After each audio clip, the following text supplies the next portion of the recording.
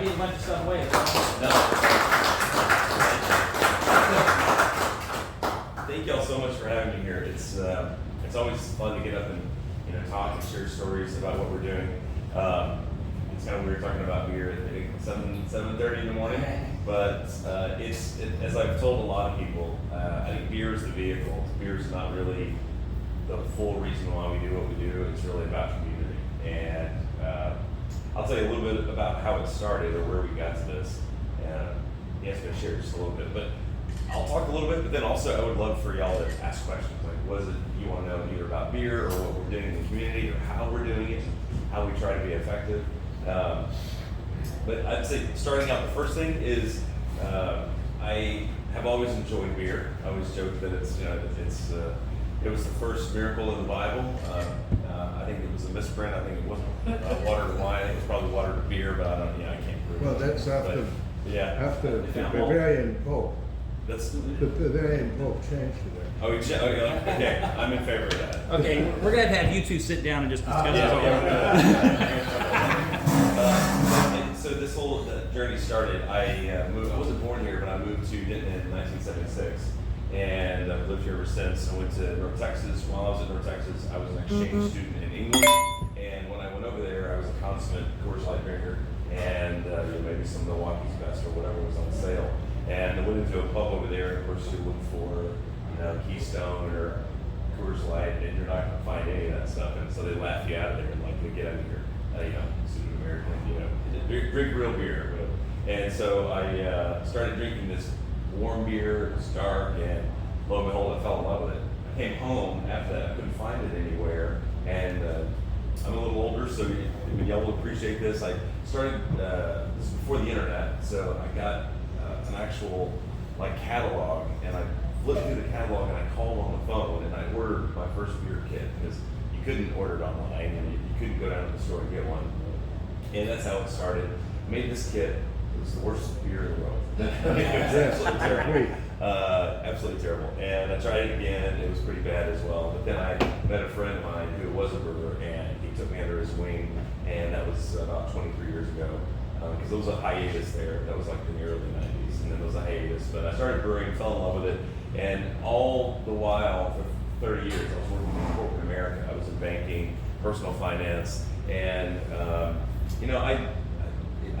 I'll never look a gift horse in the mouth. It was a wonderful experience. It was a blessing to our family, and it allowed us to get where we are today. And I think sometimes life doesn't seem like it has a path, but when you look back and think, okay, God put me in certain places at certain times to lead to this moment, and that's certainly what happened in my case.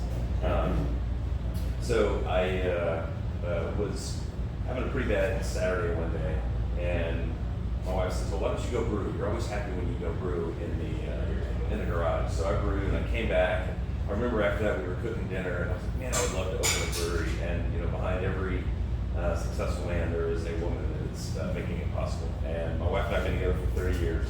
And I was like, "Man, I want to open a brewery." I remember she was chopping some vegetables, and she put the knife down, and she was like, "Well, do it or stop talking about it." And I was like, "Really?" And she was like, "Yeah." She was like, "I trust you." And so that was about 2011. And so we spent the next few years really trying to put together a business plan and seeing if it would be possible. And we opened the doors in 2017. It was, like any good business venture, it was a struggle. So, we certainly learned a lot, and it was pretty difficult, but through COVID, we're still here. But in 2021, we were honored to be selected as Small Business of the Year with the Chamber. And one of the questions they asked me was like, "Oh, well, you did this just because it's about the beer." And although it's a great hobby, and I told you the kind of the history of it, that is absolutely not the most important thing. The reason we do what we do is because of the community. I have a strong sense that in my faith, and what is our purpose in life? And if you can find something that you are truly passionate about, and you get lost in it, like you forget what time it is when you're doing this hobby or this project, and overlapping in that circle, it's something that benefits other people or in some way benefits the community, and then maybe you overlap the next circle, and where all these three circles come together, but you can actually pay the bills with this hobby and turn it into something, maybe that's part of your purpose in life. And that's what happened to us. I've always been fascinated with biology and physics and chemistry, and that's really what beer is about. It's not just throwing stuff together and making this drink, drinking, and having a good time. I mean, that's certainly a component of it that helps build community, but it's really about finding your purpose in life. And in the 30 years that I was in corporate America, I think I am far more in a better position to have an impact in people's lives than I ever have before. And I think that's really why we do the brewery. That's why we are where we are right now. I'll tell you a story. This is kind of our approach to it. Everyone always talks about how they're different, and it's especially in our society today. People are always discussing, oh, well, this is what makes me different, and I'm an individual, and that's critically important. But what makes a community is when you take all those people that are different and you pull them together and you recognize, you have awareness for all the things you have in common. So originally we were going to name the brewery the Common House because we wanted to be a place where we not only celebrate everyone's differences, which is important, but we also celebrate all the things we have in common in our community. That name was taken, so we couldn't use it, so we ended up with Denton County Brewing Company. And the reason we called it Denton County Brewing Company was very specific. Historically, if you think back, decades or centuries before, if you have a county, where did everyone come to celebrate, to do markets, to hang out? They came to whatever the county seat was, right? They came to the courthouse, and you see pictures all around Denton where these old cars and people would go to town and they would come for markets or to buy and sell things or for special events. So we specifically did not want to call the brewery Denton Brewing Company. We wanted it to be Denton County Brewing Company because we really wanted to tap into that idea of a county where it comes together to meet. And that's what the brewery is all about. And one of the ways that we really try to emphasize that is being very involved in the community. So we do spend a lot of time in a lot of different organizations. We try to get involved in as many things as we can because as wonderful as Denton is and the people that make it amazing, I think we believe as a business it's our role just to standing on the shoulders of giants to make it a little bit better and to keep going in that direction. Now I know I should have started this. Show of hands. Who actually likes beer? Does anybody drink beer? Okay, so we have a few beer drinkers. Okay. Well, there's wine, there's whiskey, different types of spirits and everything. Beer has always been kind of the common man's drink, right? It's more of a blue collar thing, and I really like that because I have old boots. They're all scuffed up. My wife's like, "You need new boots." And I'm like, "These are fine." I don't need fancy boots. I think it's good. My truck's all beat up and it's got scratches and dents in it. And I'm like, "Oh, it's just customized." Which is it's perfect the way that it is. But it's that idea of what's the lowest common denominator that can bring people together. And there was a commercial that actually Heineken did. And I'll share it. I think this is really the approach of what we are accomplishing within the community and also within beer as a vehicle to get us there. But the commercial took all these people from all walks of life. It was almost like a documentary style, and they interviewed them before. And there were some people that were extremely conservative, and some people were extremely liberal, and there were people that had different walks of life, different faiths, different color, of people. And they interviewed them before, and then they brought them together in a room and they matched them up, and they specifically put people together that were opposed to each other in some belief. But they didn't know each other, and they didn't know that the other one had been interviewed. They come into this room and they had like a big box, almost like an IKEA box, and they said, "Okay, we want y'all to read these instructions and do whatever you're supposed to do with this box." So they do, and they're working together, and they end up putting this thing together, and it's got legs. And at the end of it, lo and behold, it turns out to be a bar. So it's something kind of like this. And then they said, "Okay, now that you've completed the project, we want you to watch these videos, and then we have a question for you." And so these people that were completely opposites, they got together, they learned how to put this bar together, then they watched the videos of each other and about how they were opposed in their beliefs on certain topics. And they looked at each other, two people, and they're like, oh wow, like this is someone that I never would have had a normal conversation with. And they said, okay, you have one of two choices. You can either get up and leave now that you know who this person is, or now that you know them for who they are, you can sit and have a beer with them if you want to. And that was a bucket of beer. And in every case, they looked at the other person, they're like, I had no idea. And they cracked a beer and started talking. So the whole idea, I like that story because it talks about what beer can do. You can have a beer with pretty much anyone, even if it's a non-alcoholic beer if you don't like, if you don't want alcohol. But the idea is, I believe beer can bring people together, and that's what we try to do in the business. So that's that. But I was reading through and trying to learn more about the Kiwanis when I knew that I was going to be speaking. So thank you so much for very much for the opportunity. And I saw a couple things. It said Kiwanis means to trade, or maybe it means to build. But there was also one definition, and it also means to have a good time. So I don't know which one of those is right. Trade. All of them. Yeah, I think all of them. But that's what I was going to say. I think it has to be all of them because any interaction I've ever had with any Kiwanis group or any people, they're always willing to work, willing to build something, and willing to have fun while I do it. And I think, not to be too preachy, but I do believe a saying that I once heard is the glory of God can best be seen through people living fully, and that's what y'all are doing. Is you're living fully with the work you're doing, all the projects that you're doing, and you'll have such a good attitude about it. I mean, you don't wake up and come to a meeting at 7 o'clock in the morning, just unless you are really dedicated to it. So for that, You knew you were going to be here. So. I didn't bring samples though. That's something about that. But I think that just it really invigorates me and inspires me too, just to see so many people in a community that are working and doing things to make it better. So kudos to y'all. Big kudos. I will say one more thing. This is a side story, if it's okay. I don't know how I'll do it on time. You got 13 minutes. You're good. What's that? You got 13 minutes. You're good. Oh, I got 13? Yeah. Okay. Oh, you guys are in trouble. So that idea of following your passion and doing what you want to do in life, I think it crosses over into different things. And I saw that y'all, a big part of what y'all do is working with children internationally all around the world, which is so amazing. And I have 4 children, so I learned that the hard way. Yes, you need to teach your kids and help them. And by the way, never buy your children when they get their license a new car. I made that mistake once.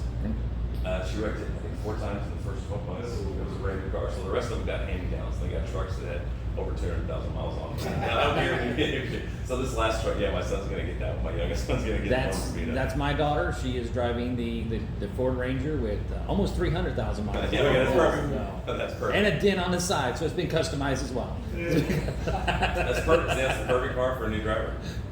Yeah. She even had a wreck with a parked car. I'm like, how do you do that? But she was pulling into a parking spot, and she didn't just hit the back bumper. She wanted to complete the job. She the back bumper, the back door, the front door, all the way to the front bumper.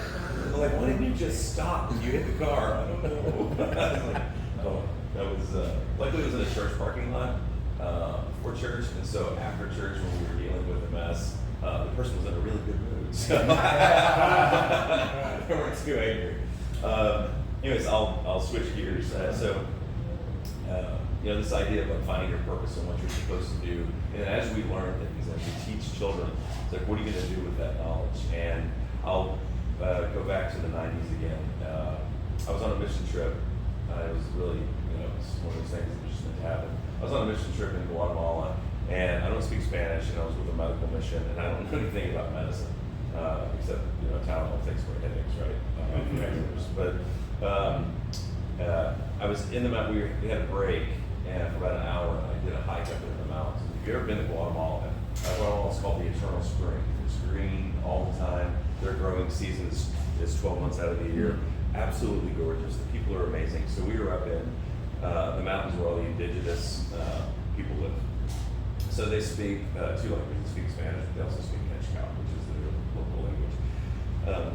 So we're up there, and like, well, what am I doing here? And I remember sitting on this mountainside and looking across the valley. There's people working in the fields, and it looked like a quilt of all these maize was growing, peas and all that. It was just absolutely gorgeous. And it hit me very strongly. And I had a picture of that mountain that was burned into my brain of, you know, why am I here? And what am I doing? And I saw all these people that worked 7 days a week. They'd make about $5 or $6 a week, and that's what I, you know, would say, like, you know, you can go buy a cup of coffee here, and it costs you that much money. And it hit me like a brick on the head. It was like, what are you going to do about what you believe? And so when I got back, I was like, I can't pretend like I didn't see or experience all these people living like that. And we are so blessed to be in a country that's like a country club, right? We've got so many things. You can walk over and get water. You've got these, you know, beautiful restaurants and do things. You have indoor plumbing. You know, there's all these things that we absolutely take for granted.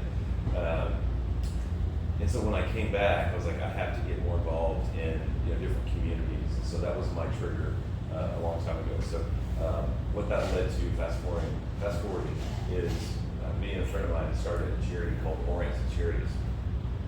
And I should probably talk about it more, but it's been around for 17 years now. And the word Orient is actually a Latin word, and it means it actually means to pray openly. And so, you know, if the cops say freeze, what do? You put your hands up, right? And the idea of Orient is making yourself vulnerable and being susceptible to where you're supposed to be in life. And so that's where we took the name. So it's that we need to be willing to go where we're supposed to go in our purpose, not necessarily what we think we should be doing. And so we started that, but one thing led to another. Anyways, we do our work with a lot of children in Africa. We're in Malawi, which is a landlocked country. It's north of South Africa. If you know where Tanzania is, or Kenya, a lot of people know where that is. It's actually a little bit to the west and south of those countries. And we have 64 employees over there now.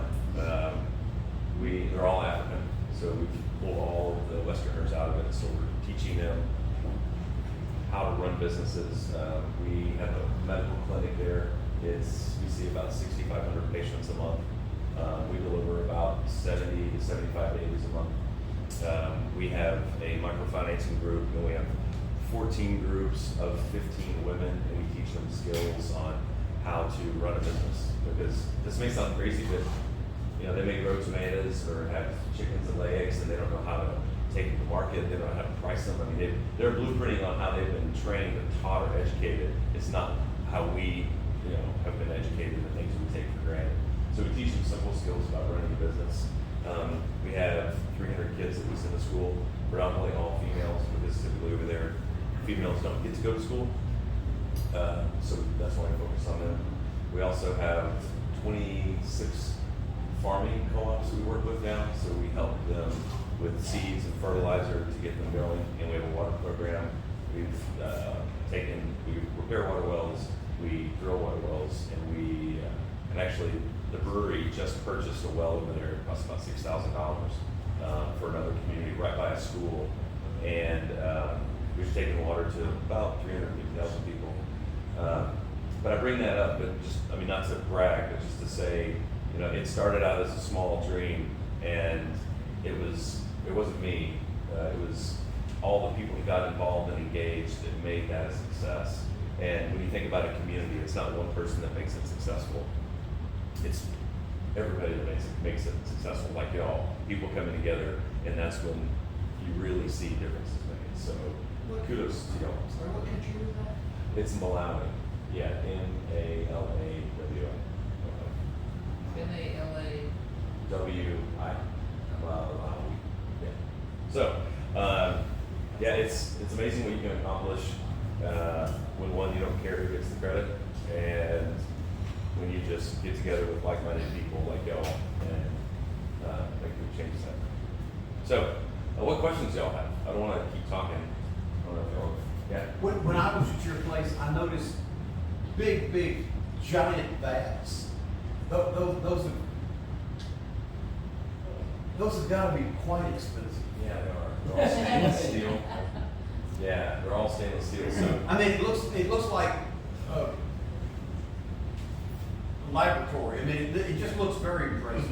Thank you, thank you. It's, yeah, so, the brewing industry, everything we use is either food grade, stainless steel, and, yeah, there's a lot of science in it, there's, yeah, a lot of physics involved, but, the one thing is, if you ever shake hands with a brewer, you know they're gonna have clean hands, because the one thing that you can do to make great beer is to have a clean brewery and sanitizing everything. So we wash our hands probably 30 times a day, and that was before COVID. You know, I hadn't thought about that, but every brewery I've ever been into looks like an operating room. They're Yeah. all very, I hadn't thought about that. Yeah, we sanitize. Yes, beer spoils if you Yeah, let people and we clean. sanitize everything.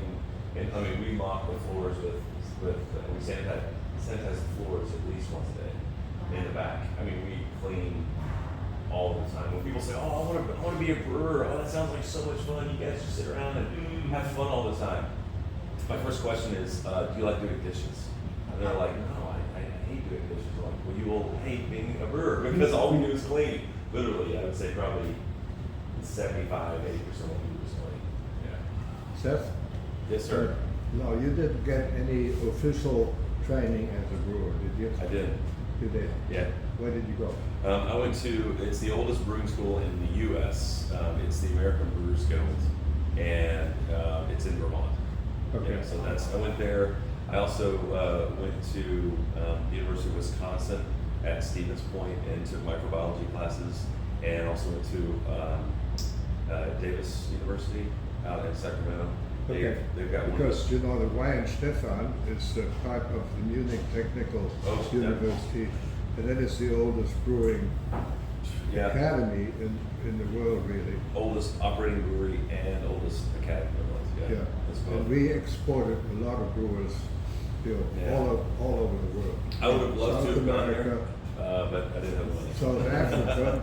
South Africa in Cape Town, they actually had a choir of German brewmasters. Oh, did they really? That's a cool place. Y'all are taking a lot of the fun out of brewing beer. I don't know. I mean, they were all bass singers. Crack open that cold one, it's all up to you. Yeah.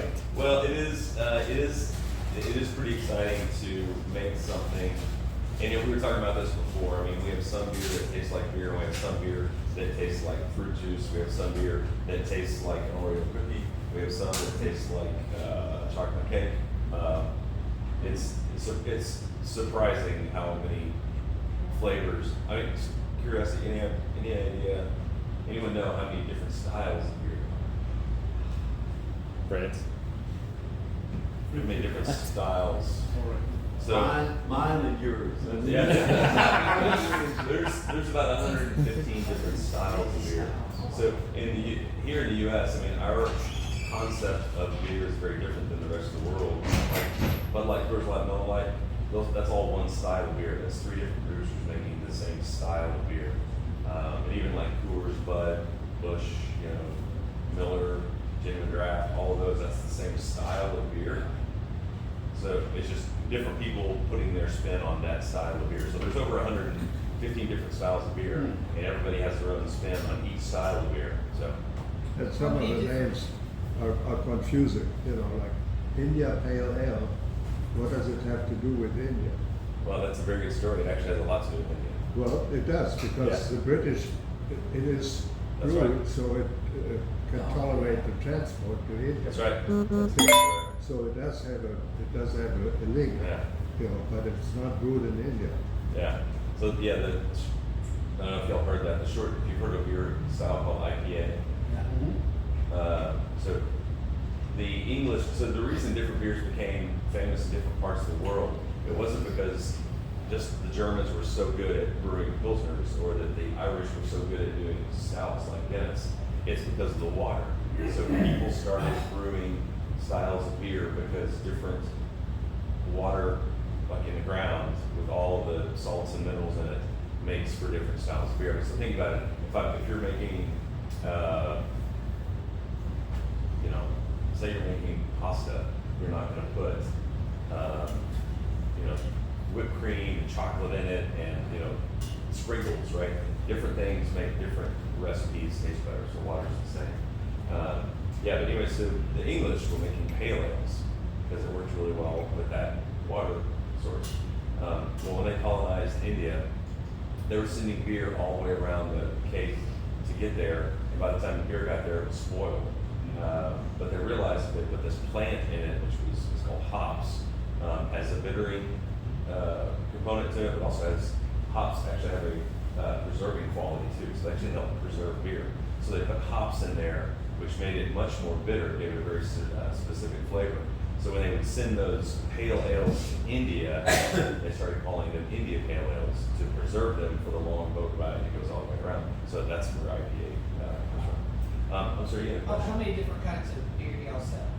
We Different flavors? we create about 50 different styles of beer a year.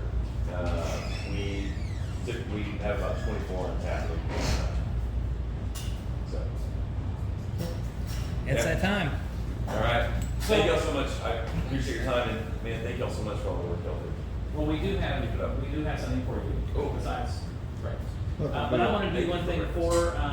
So a few weeks ago, I went and actually Seth came here because never mind. He came here. Yeah, I screwed up the time. Yeah. So when he came in and we were talking to him about our idea of moving from traffic from the turkey roll and sending them downtown, and Seth was the first person to talk to because he came in and I said, hey, I got this idea, what do you think?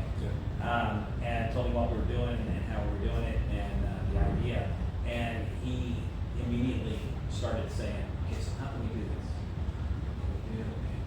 And then we came up with the half pint, right? Yeah. The idea. So that's just an add-on to everything else that Seth is doing. And he's going to help us also promote us Yep. as a turkey roll, and but then he's also going to help us. So when we after the turkey roll, people want to go see what he said. And it kind of brewing. But to finish that up, so we do have this for you, so you can. That's awesome. So this is our Breakfast Kiwanis Club, and it's come join us. There it is. We Come built. join us. Yeah. We built. So these are all of the clubs that